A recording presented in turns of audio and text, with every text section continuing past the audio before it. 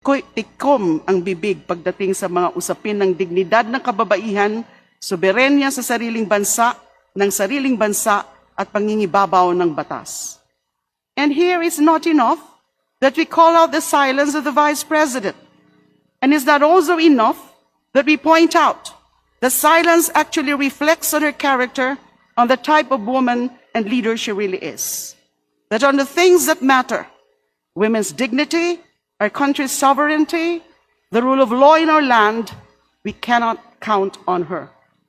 Importante po ang mga puntong ito.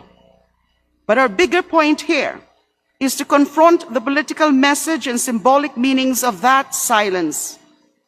More telling here are the far-reaching repercussions that that silence may cause in the public consciousness and the effects that it may engender in the minds of our public servants.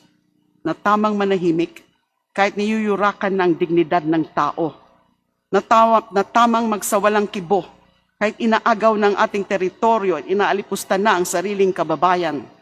Na tamang palampasin ang krimen at panggugulo na parang walang kwenta ang ating konstitusyon at mga batas.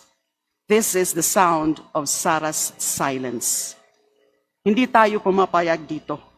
Hindi tayo dapat pumayag dito. At tayo naman sa kamarang ito, ano ang ating tugon? Huwag naman po sanang magkikibit balikat.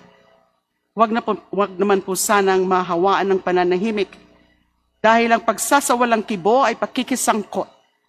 Dapat na hamunin at singilin natin ang ating mga pinuno kapag mali, kapag baluktot ang kanilang asal at salita, at kapag walang katwiran ang kanilang pagtikom ng bibig kung kailan kailangan.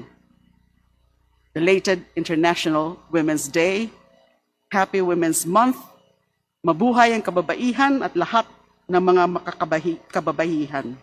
Maraming salamat po. Thank you.